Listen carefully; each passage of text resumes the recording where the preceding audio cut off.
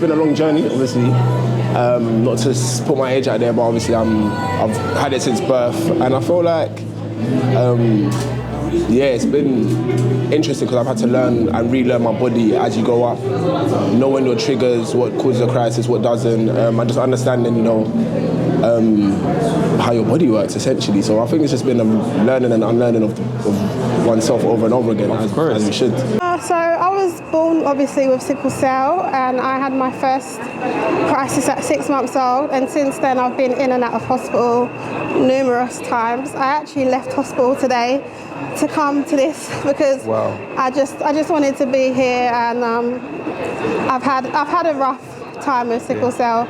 I have quite bad crises quite often, and I'm on exchange blood transfusions. Every 6 weeks I have about 8 bags of blood to renew my blood. So yeah, it's been tough growing up with it, but there's nothing I can do but just try and live with it and live life as much as possible, really.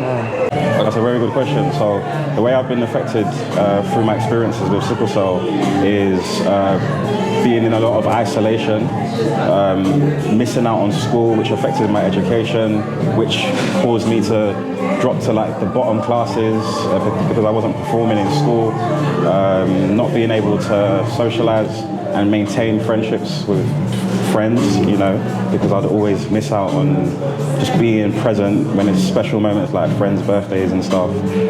That definitely impacted my childhood and definitely plays a part in the way my communication style now in adulthood.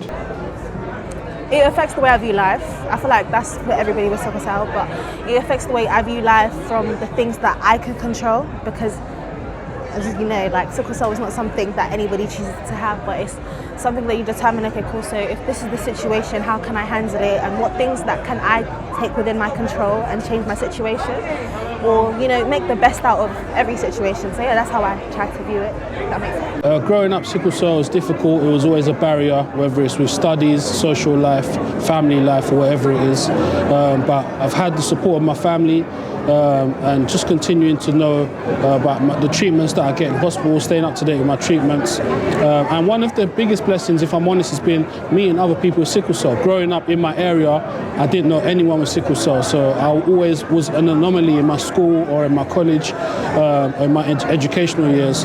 But in my mid-20s, I started meeting people on social media that had sickle cell and was able to relate to each other, share our stories and support each other. Sickle cell affects me and my relationship with crisis has been quite. When I was younger, I had crisis, but I didn't have as much as I did later on in my mid-20s, and having so much crisis just meant that I've had to kind of readjust my life and kind of make work life around it, because before I wasn't kind of listening to my body, and I was always kind of like paying for it, end up in hospital, and then putting myself through so much things that wasn't necessary. And the older I get, I'm learning to understand my body, understand what my body needs, and understand like my limits and my boundaries as well, which is mean I don't spend as much time in hospital, and then I can then spend time doing the things I want to do, which is writing and creating stories and like just telling stories about my lived experience. So that's been